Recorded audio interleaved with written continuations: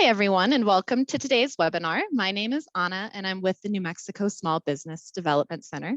Today, we are pleased to have Katie Snap joining us, who is a quality engineer at the National Labs and holds a bachelor's degree in electrical engineering. Katie owns her own consulting company and is trained in the psychology and neuroscience of leadership. Katie specializes in business development, marketing, strategic planning, product customization and delivery, and customer service, and will be presenting negotiation skills for women. We will be using the Q&A function to take questions and welcome attendee participation, so don't hesitate to ask us any questions you may have. We'll answer those questions throughout the webinar. And the following slide features some COVID-19 business resource links, which I won't go over in detail. Katie, if you wouldn't mind just progressing to that next slide, that would be awesome. Thanks so much. And we'll send you a copy of the presentation at the end of the webinar. Please visit our website at nmsbdc.org to view our upcoming no-cost webinars or to sign up for our no-cost counseling services. I'll also send a follow-up email to you with this information. Thanks so much for joining us. And without further ado, I'll hand it over to you, Katie. Awesome. Well, I am really excited to be here today. This is my first time with SBDC, so welcome everyone. And attendees, I'm certainly glad to have you here live. That's always a bonus, even though we're not in person. Live is the second best thing, and it's certainly easy to be doing it from the convenience of wherever you all may be. I'm really curious to know more about questions that you all might have, and where you're coming from. I do love tailoring what I'm talking about to specific situations, since we're not in the same room and it's a little hard to do. I will say that as we go through a lot of today's training, I do want you to jump in and ask questions. And if you've got a specific challenge or something that's going on, that's perfect. I love it. So let me tell you what we're going to talk about today. Our training objectives. This is about negotiating, and I've always had a little bit of anxiety around negotiating. And maybe that's why you're here. I feel like it is too often a win-lose. So we're going to talk about the 3 stages of negotiating so that you can get some structure to it. We'll also want to walk away with some skills that will work in each of those 3 stages. There's some power and influence that we'll talk about a bit here. We won't get a lot into it, but women's power and influence is very unique and can be to your advantage. There's some mental preparation that's great. I'll give you a little tip that I use. And then you can walk away with confidence, and hopefully when you go into the next negotiation or whatever you might be calling negotiation, your head's in the right place. And then you're, feeling like you got your act together and ready for just about anything. So 5 major areas that we're going to hit here. The 9 mistakes that women make. Not to start off with mistakes, but I like seeing what do we tend to do, so that right off the bat you can recognize where you fit in there as to some mistakes that maybe you're prone to. Then we'll go into those 3 stages. Structure helps, especially if you've got any anxiety or you feel like you're not prepared or your mind is in a funk. Having some structure is your backup plan. There's key skills in each of those 3 stages, so I'll pass that on to you. I'm also going to give you some, I like this. I like being really practical and tactical. So in each of those steps, I'll be giving you some language around how to get it started. So sometimes that helps if you're at a loss of words and you're like, I don't even know what to say. I'll give you some examples of things that look like they would fly in each of those stages. And that'll help with the mental preparation as well. And then the confidence piece in the back. So let's get right into it. Just a reminder, jump in the Q&A at any point in time. Anna, thank you for being here. You guys have been really great with supporting me. So Anna is here in the room as well. And if you want to jot something down or something didn't make sense or you want to go back a slide, holler. I will give time at the end of the slide presentation as well to see if there are any open questions. Okay. All right. I want to start with some hard facts. Follow me with some of these numbers that may be manifesting your situation. 55% of women and 39% of men admit to being too scared to negotiate. What it is with negotiation. More women, though, not really surprising. Most people don't negotiate their salary I know that most of you are probably not in a situation where you decide your own salary, but I thought a salary was a good example. So here's a statistic, as if we all had the flexibility to negotiate our own. This is indicative of how we fail to put ourselves first. 70% of women and 54% of men don't negotiate their salary after receiving a job offer. I saw my daughter do this when first job out of college, and she got picked up by a summer job that she had, and they wanted it's her career now. So 6 years later, here she's doing it as a career. But the first time she got into that position, I asked her, so what are they gonna pay you? And she said, I don't know. I said, have you accepted? She said, yeah, I did. I said, would you know like any benefits or anything? No, I don't know anything. She took HR classes. So it's just this, we just go along with the flow sometimes to our detriment. I think this is a funny visual, especially with like the 1980s outfits that these ladies have on, but it kind of grabbed me. Women, like men, only cheaper. We're easier to get. And of course, we know that somewhere around, every dollar that a man makes for the exact same job, we do still see that it's about 85 cents to the dollar in the same job. So that's disappointing. So also, most businesses expect the new supplier. So how many of you have suppliers that you are their customer for? And they almost never start with their best offer. So if they come to you and say, hey, I can do marketing for you, or hey, I can do some creative design work for you, and they say, it's going to be $1,000 to do this, do you come back with some sort of a negotiation? So we're almost always accepting less than what someone was prepared to pay. Can it be unnerving to get into that kind of back and forth? Yeah, and sometimes it's not the right thing to do. So, we're going to fine tune your skills as to which ones to look for in that. But simply choosing to negotiate, even if you're poor at it, is going to yield some better results. So trying it. So that's kind of my first tip to you. And then this last statistic, and then I'm going to ask you all kind of where you are in this. Carnegie Mellon economist says, failing to negotiate your salary at the beginning of your career will cost you about $1 to $1.5 million in earnings over the course of your career. Again, for people in careers where they work for someone else and you can be negotiating, but if you're out getting contracts with clients and prospects, same thing, you're probably leaving money on the table. All right. So that's kind of the groundwork. Now back to you. Let's take a look at where you might be. And I've got a couple of questions here just to help for where we are and who's in the room. Which negotiating situation are you currently facing? I put 5 of them down here. Take a minute to read, select. I think you should be able to select all that apply.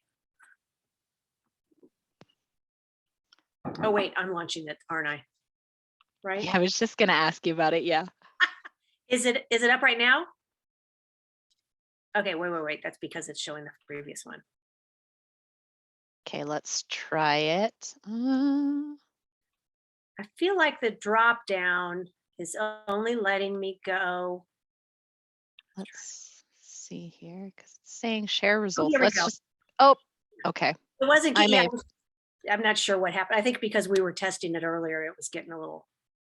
Okay, I see I have a raised hand here. Let me allow that person to speak real quick if that's okay. Does that work for you? I'm wondering if that's just in regards to the polls because I started clicking buttons at the same time as you, so who knows what's going on. One moment. Okay, I have asked you, you're able to speak, Allison, if you'd like to. I don't know if it was in regards to the polls or whatnot. You can also chat me privately if you'd like. Oh, can you hear me all right, Anna? Yes, we can hear you. Hi.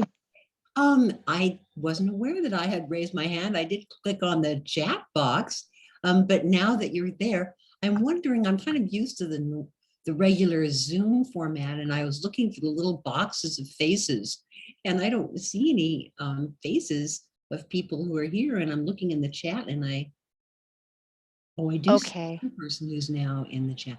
Yeah, no worries, Allison. You know what I'll do is I'll chat with you privately to help you out with that. Thank you so much, and thanks for your attendance. We really appreciate it. I'll get back to you. Okay. Bye. So I did get a message. Yeah, there you go. I'll let you take it, Katie. Thank you. That was perfect, Allison, because it gave me time to figure out where the button was. There's those three little, the ellipse dots was the answer to our dilemma there. Okay, so there you've got 5 options. About 8 of you have responded. There's 13 of you in the room, so if any of the rest of you want to jump in there, we'll give it about 15 more seconds.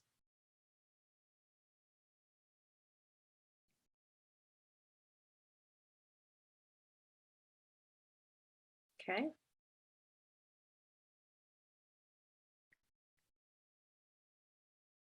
Nice. Okay, people still jumping on. Nice, guys.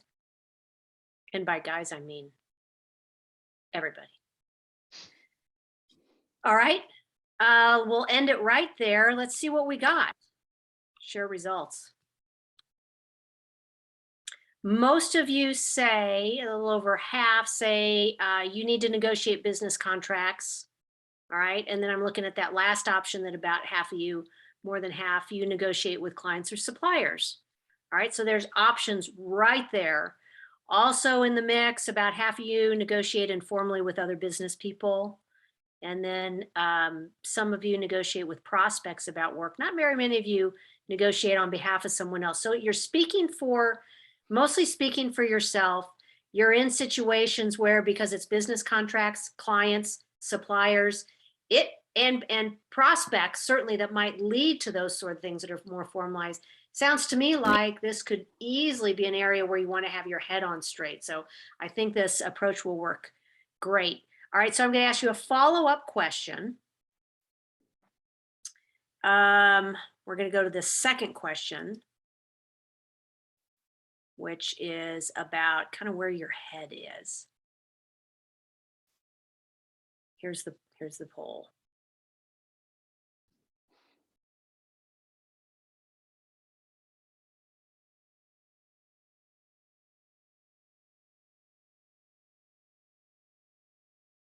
Can you guys see it? And I'm hoping it's working. I haven't seen any responses yet. Okay, there we go. Sometimes it takes a little while to catch up.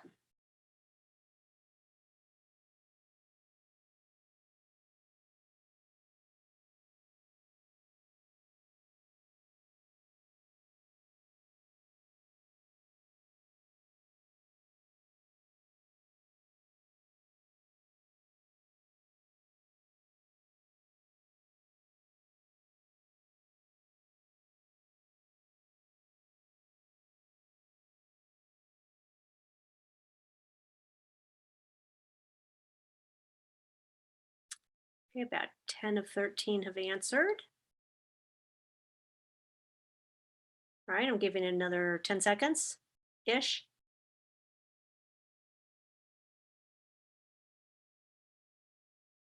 All right. Thanks, ladies. And we'll share these results. I'm confused over how this got shown, Anna, but I'm going to just scroll down to this.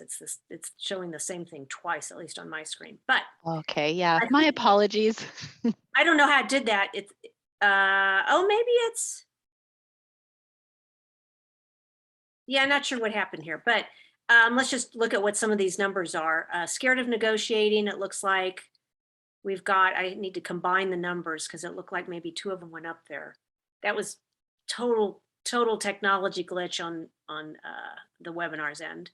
Yeah, that definitely was. And Katie, sorry to interrupt. It's saying here it wouldn't let us submit unless we answered both questions. So our apologies. That's all on me. And thank you, everyone, for letting me know what's going on. We'll fix this next time around. So okay. Thanks for your patience. We'll just add these 2 numbers together. So 8 out of 10 of you, 80%, are scared of negotiating. I thank you for just coming right out and using the word scared. I hear you on that one. I need to learn the basics of negotiating, 7 out of 10. So 70% are in that boat. Wanting to learn to negotiate contracts, we've got 7 out of 10 as well. Kind of the same thing as basics of negotiating, but getting into something a little bit more formalized, which can be intimidating.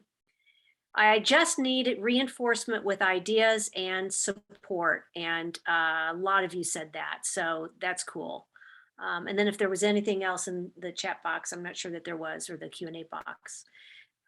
So it really sounds like we're all very much in the same boat with, we've got scenarios that we've got to interact. We've got to do some sort of a transaction. We need to get our head on straight. And you know what? This is going to be perfect for you because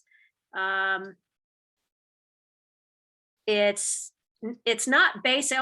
It's fundamental that you can build on top of. I don't use the word basic because basic sometimes sounds like it's a dumbed down approach. This is not a dumbed down approach, but it's a fundamental that has the potential for a more sophisticated approach for you. So if you've got some areas where you're better skilled, you can definitely use this as your starting point and then add the other parts right on top of it. Okay, now I just need to figure out how to close this box. Stand by, everybody.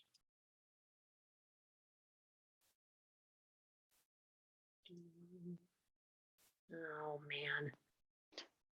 The poll box still just Yeah. up there. Yeah. I was able to just exit, but I don't know.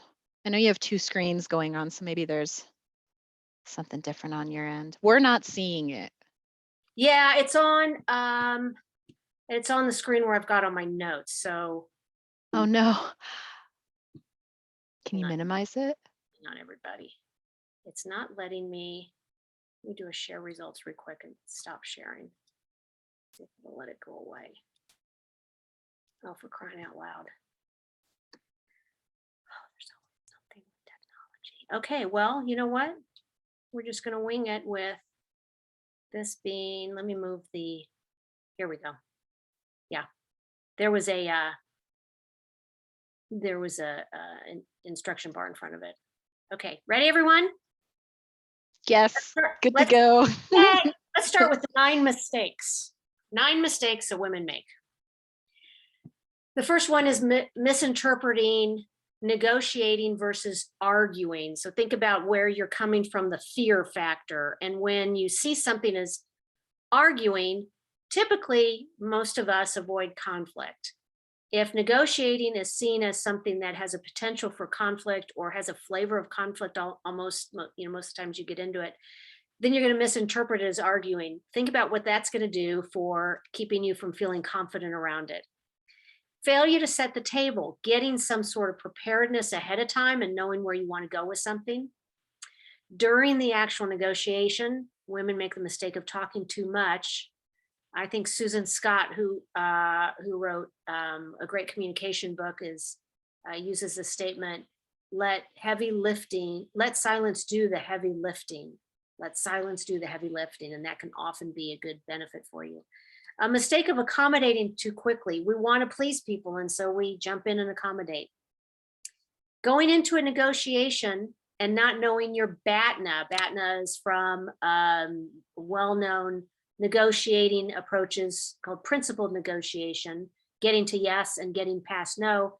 It's an acronym for best alternative to a negotiated agreement. So that's your backup plan ahead of time, more or less. Other mistakes that women make continued here. Letting emotions derail your logic. If you're using your prefrontal cortex, which is your executive brain, your higher logic, your thinking that's clear versus something that's reactive in the part of your brain that's called the amygdala, very responsive, very reactive, and very emotionally driven, you're not going to be using it. It bypasses this part of your brain. So being composed and controlled emotionally during a negotiation is important. Forgetting that everything is negotiable. We do this little exercise in this. I've taught this class before with a group that in between sessions, we had a series of more than one lesson in the overall packet. And in between one of the first couple of lessons, I have them go out into the world between classes and come back next time having asked someone for something where you're expecting a no. It might be driving through McDonald's, getting a hamburger and saying, can I just have a Coke for free? Just asking. You're not expecting to get yes. You'd be shocked at how many times people accommodate right back to you and you get more than you think you're going to get. Failing to prepare is kind of a follow on to the setting the table, and then failing to ask. All right, failing to ask that those things are negotiable.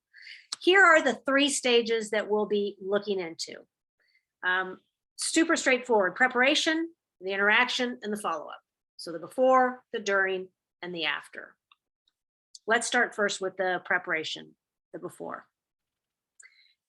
In the pre-think, we're going to have you look at these 5 pieces. So I'm going to go through this number 1, 2, 3, 4, and 5 with you. And this is very structured. Like I said, this is your scaffolding for knowing that you've got some sort of an approach. And we'll talk, by the way, during phase 2, during stage 2, about some of that head game. I'll give you something that I use for that. So number 1, the first thing that's important is to describe the issue. When you're looking at a negotiation ahead of time, I want you to write down what you can do in order to move yourself through it. That's a little bit of preparation, but I want you to list what is the issue that we will be negotiating. Is it a contract? Is it then what is it a contract around? So we will be negotiating. This is kind of your, quick journal to yourself. Today I will be negotiating how well I can support this potential customer over the next 6 months with the service that I provide. All right, so you can get a feel for your arms around it. Step number 2, I want you to describe your intentions. A little bit different than the issue itself, but what is it that you're hoping to get out of it? So if it's negotiating with a potential customer or potential client, your intention might be to get to a draft agreement before the end of the 1-hour meeting in such a way that everyone feels satisfied. Okay. You could even go as far as, what are your intentions around making sure that, you've heard that they have some pain around something. Maybe your intentions are to get to a contract that reflects how I'm going to resolve their needs or their pain in this contract before the end of the hour. So step 2 in this first stage is to describe your intentions. Number 3, I want you to do a little prediction. This is great prep work. I want you to include some consideration around what you think the other party might be coming to the table with. All right. So include considerations for location, position of the table, the room, body language, clothing. Do you want to set ground rules? Do you know this person, and do you know what their hot buttons might be? Good things to consider. That's still in preparation. So step 4 in preparation is something that now is going to get into what you think about regarding your the issues of the other person. What do you think he would say his issues are? So you said what your issue was. What do you think what he might say is his issue or issues? Then what do you think are interests and what are positions? Now let me define the difference between an interest and a position, because this is important. Positions are the what of negotiations, and interests are the why. You'll want to spend a good bit of time distinguishing between those two in your preparation. Most inexperienced negotiators remain so focused on their position that they ignore creative solutions that would meet their underlying interests. And in an effective negotiation, it's really important to focus on things, not just exclusively on interests. Okay, so this is one that early on when I was teaching negotiation occurred to me, and I don't know how many of you were in New Mexico, but there was a bridge that was going over an area of the North Valley over the Rio Grande River. And 20 years ago when it was put in, maybe more like 25 at this point, I can't remember, but it's a great example. So here's a need for West Siders to be able to commute to a major part of town now, but to get there, going over a river in a certain area, which is Montano Road, has to go through an old, tired, quiet part of the North Valley in order to get to the west side. So it's now called the Montano Bridge. As that was being debated, that's right, Fran, it's the Montano Bridge.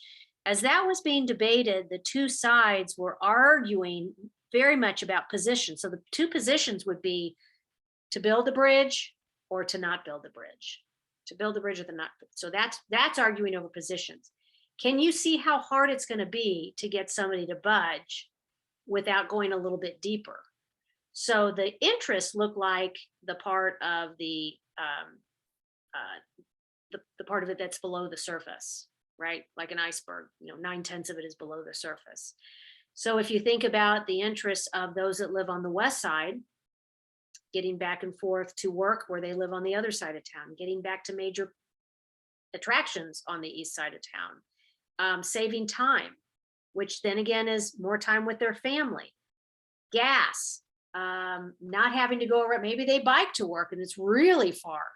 So these are all interests that support that position of we want the bridge. North Valley, well, we want to keep the quiet rural feel of the North Valley, and Los Ranchos, small town of Los Ranchos is there as well. So there's a lot of horse properties. There's a lot of quiet farming communities, and having a major thoroughfare through there is a problem. So you can see what the interests are of the other side of the table as well, correct? Now, when we argue over the bridge or not, we're assuming that that's a solution. What if there's another solution that still gets the quiet preserved and fast access to the west side? That's why you want to start to look at what someone's interests are and pull that out, because that will give you creativity around it. By the way, that bridge has been in existence for a while. One of the ways of preserving the North Valley interest of quiet was it flies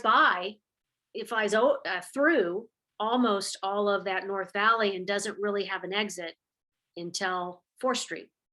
So now the couple of north-south streets between the river and 4th are still preserved because the traffic is not going through there, and it's kind of tunneled down, so it's quiet and it's a lower part of the way it was built. So it worked out great. But that's a good example. So you want to ask yourself, why am I taking this position? So when you go into a negotiation, if your first thought is, here's my position, ask yourself next, why am I taking this position?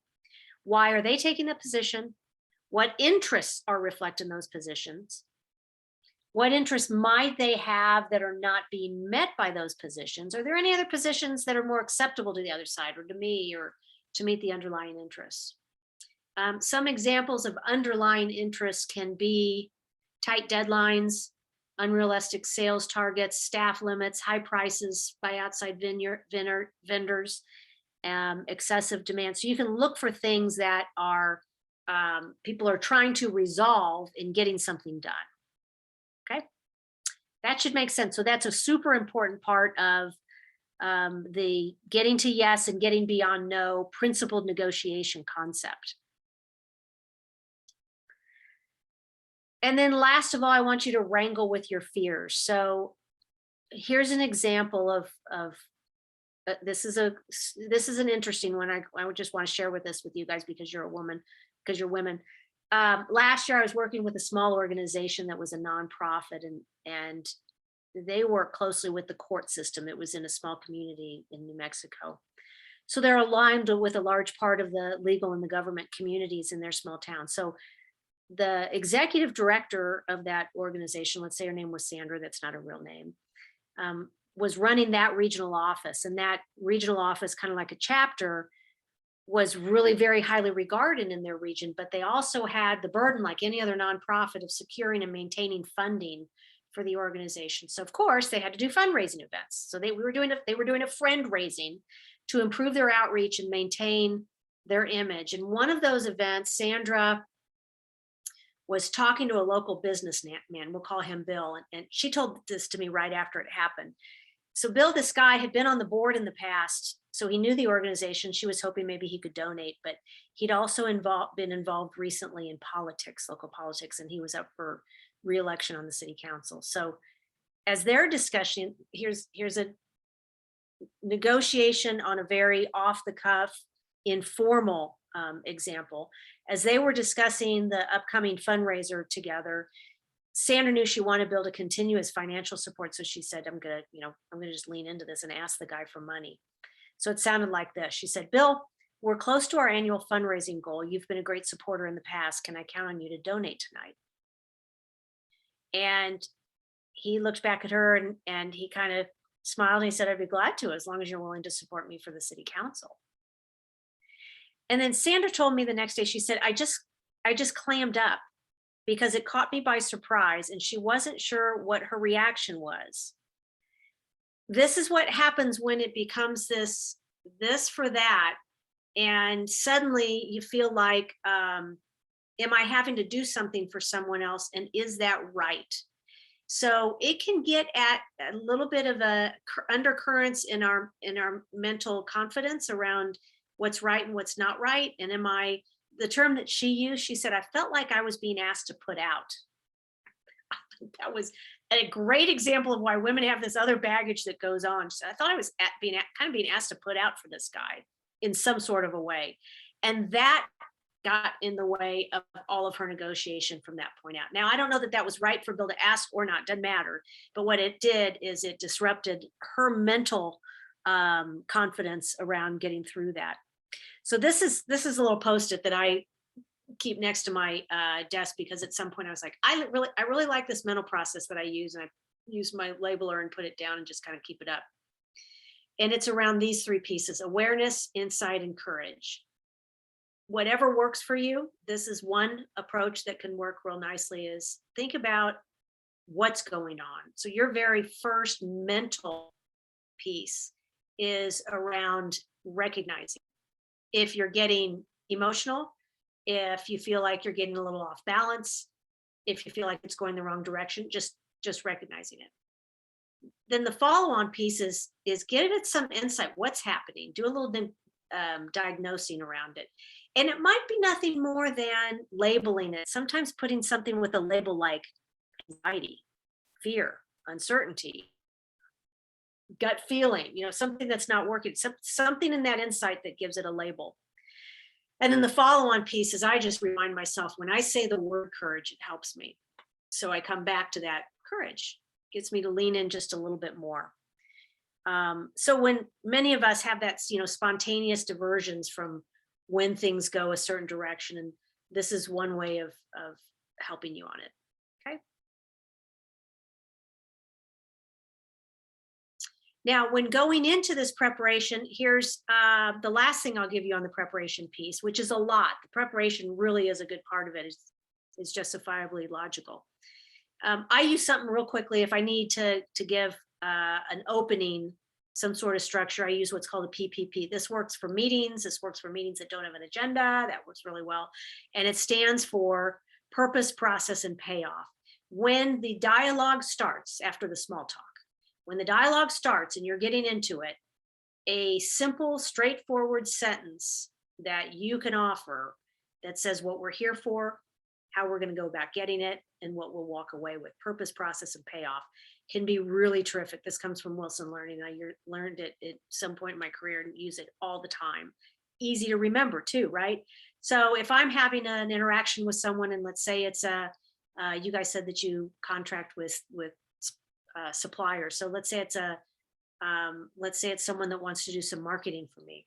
So I might sit down with Jeff and I say, Jeff, okay, I've got an hour set aside for you, Jeff. And in that hour, I'm hoping that we can figure out what I've got as a need, what you have as an expertise, and then be able to walk away with some clarity in where we fit together and could go forward. So that was kind of the purpose and the process. The process was, I'm going to say something, then let's share this information. The payoff was we have a clear understanding of what's going to come next. Off the cuff, it can come off, it cannot be in that order. You could do process, purpose, that's fine too. But generally, this is a good way of capturing everything so that you're on the same page verbally. Okay, someone said a little while ago, can you go back one slide? Sorry, I just saw that. But I can't hit that when we hit the last of these. We can go hit any of these. All right, let's go on to stage 2.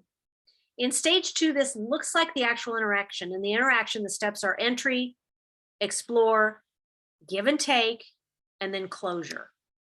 Doesn't have to be this structured. It just helps if it's got that. So in the entry piece, this is where you may open with your PPP. You're going to create a dialogue where you want to be present with the experience, give it your complete attention, show some empathy. You know, be yourself. I mean, I remember my mom says that to me, all yourself, you know, just be yourself. And when I remind myself of that, it makes me more comfortable, more confident, and then I come across more genuine. So use personal down to earth conversation. You don't have to use corporate double speak. Doesn't have to be fancy.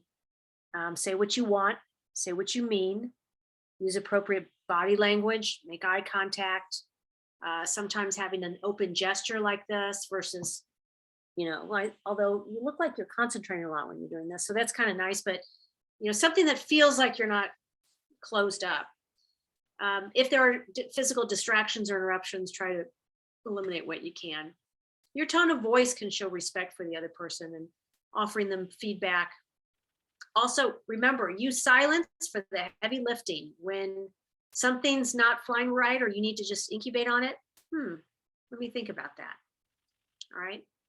This little Zen of listening came from Rebecca Sheffer, and I just like it because of the way she verbalizes. I'll give you a second to read that.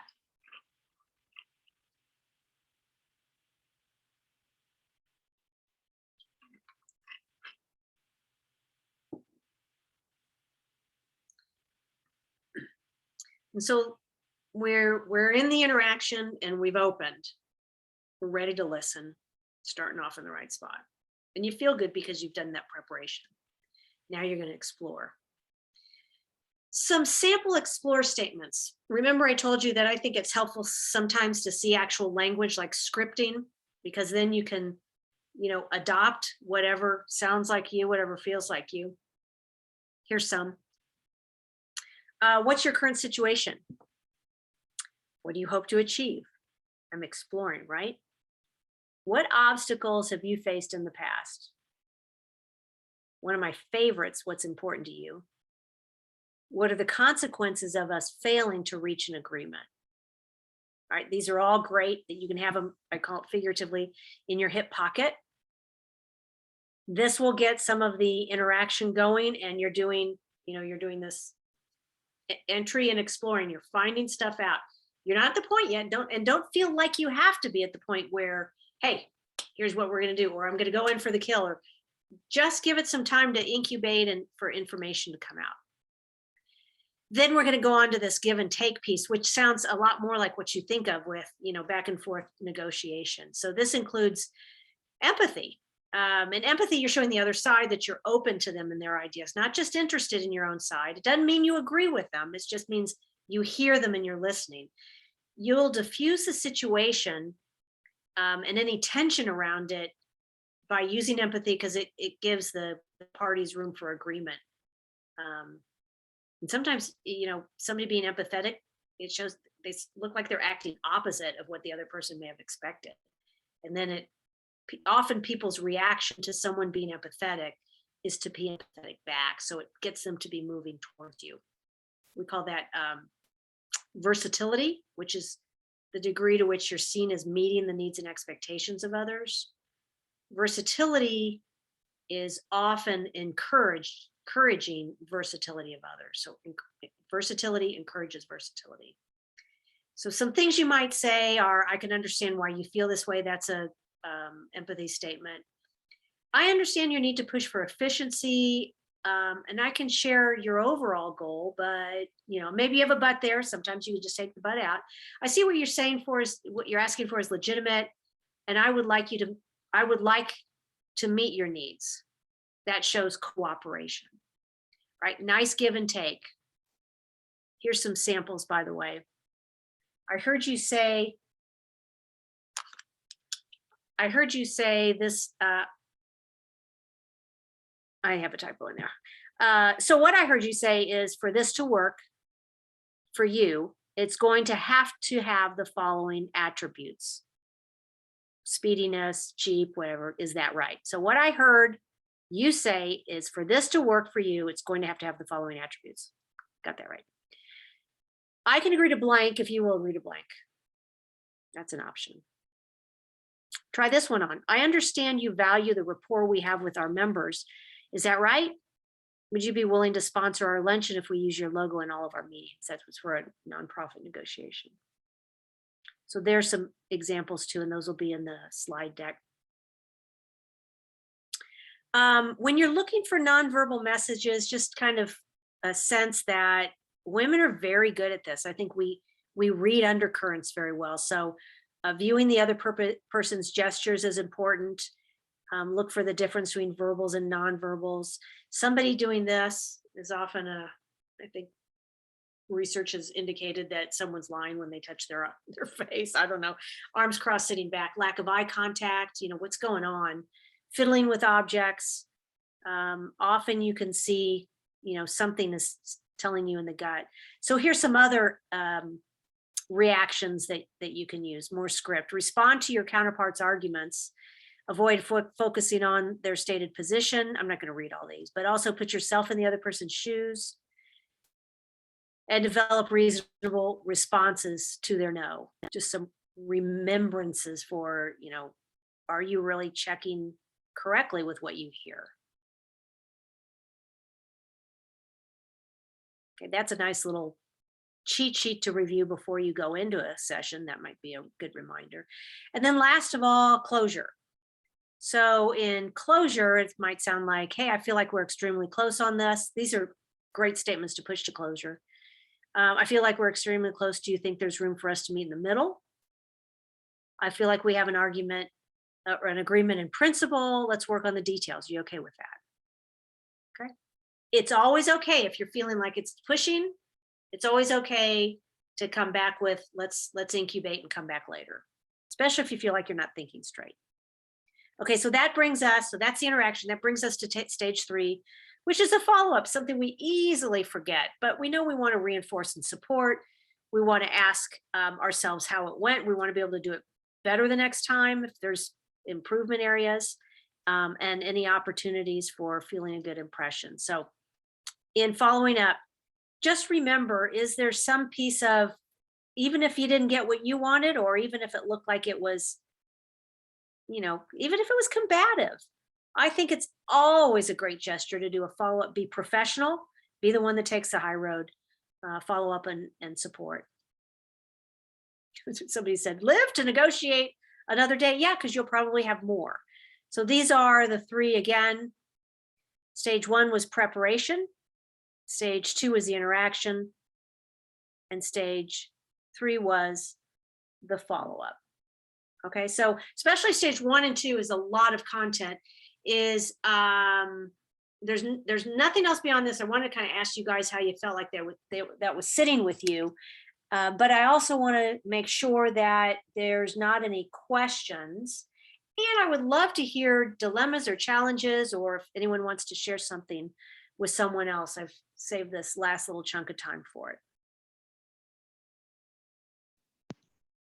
Definitely don't be shy to ask us any questions. Go ahead and put them in the Q&A, or you can raise your hand and I can allow you to speak if you'd like. So yeah, don't be afraid to reach out.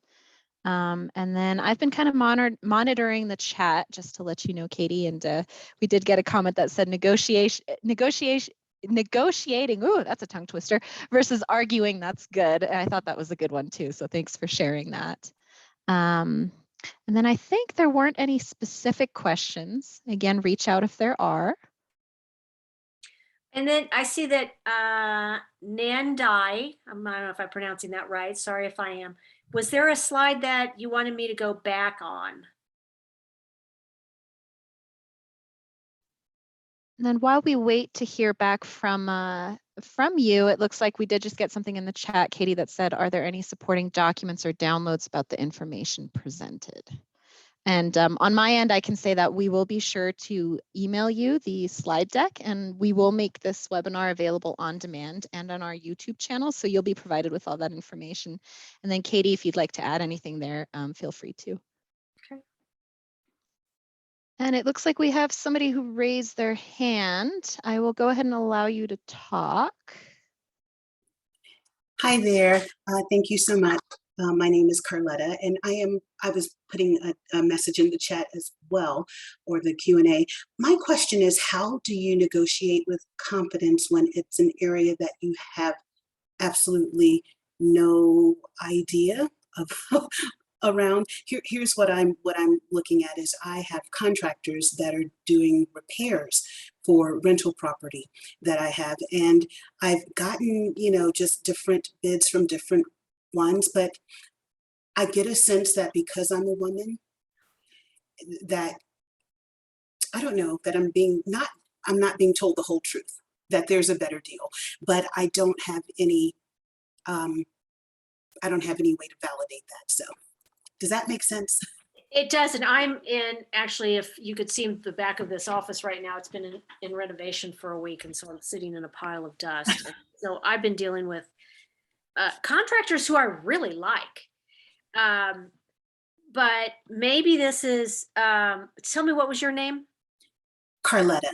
Carletta. So Carletta, what I deal with is that same sort of thing is, I don't have confidence that I know what they're doing is right, but I also don't want to mistrust them. So I'm going to kind of give you a two sides of the coin thing. This is Katie. I would love to hear what others of you do in these sort of situations. So here's a scenario where you feel like you could be getting taken advantage of, going to the car dealer. I feel like the same thing. They can tell me anything. You need this and this. And I'm just like, I don't know any different. So I often send my husband. So when I'm doing negotiations around these areas, let's call them technical areas that I don't know, I tend to have my radar up and I'm really open with asking questions.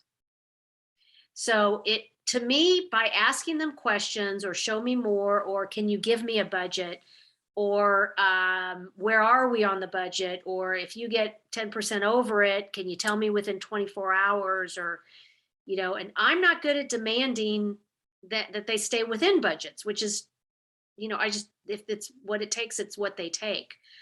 So here's this one side where I'm critical of them in my head because I think I always think somebody's taking advantage of me. I think this is part of being a woman. And I'm small too. So people are like, that little thing, she doesn't know how to do carpeting on the stairs. So we can kind of do a cheap job here. I just think they're having those conversations behind my back. And I like these guys. I don't think they are. So that's one side. But then the other side of the coin is, if I go too far over in that, I want to hold them accountable, but I go too far over, I don't want to be a difficult person to work with. And I don't want them to hear the message, I don't trust you. Right.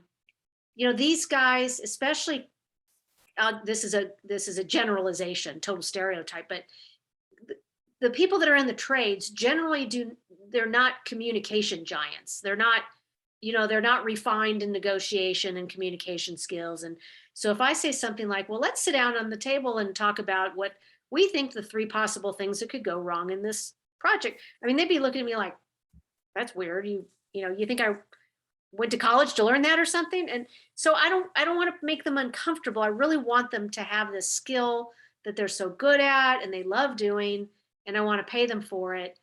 But I got to figure out in there somewhere is the balance of, I'm not just going to pull out money. So I don't know if that helps or not, but I think, Carlotta, it's kind of this sense of balance around, I want to make sure they see me for a strong person. Mm-hmm. And, but I also I want to make sure that I don't go over the line. Thank you. Yeah, great question. And I just wanted to let you know that we've got a message here in the Q&A from Fran Fernandez, who is one of the center directors at our local center at CNM. Oh, nice. And she says here, great presentation, Katie. Thank you for providing structure and process to us to use during during negotiations. You are a rock star. Thank you. That's a nice. Yeah, thank you so much for that. Appreciate And on that note, just wanted to remind you that the New Mexico Small Business Development Center is here to help you during any stage of your business. So don't hesitate to reach out to us. We have no cost webinars, as you know, available, and we also have no cost counseling services. So I will email that. I will send that information through to you in the chat. And then we did have an extra question in the chat here. I don't know if you saw that from Allison McLeod. I did. I was just reading it. Let me read it and see if I have an answer for it. So Allison, you so smartly said, wondering if you might have any resources for one, dialogues and negotiation, an expanse of what you touched on in the presentation.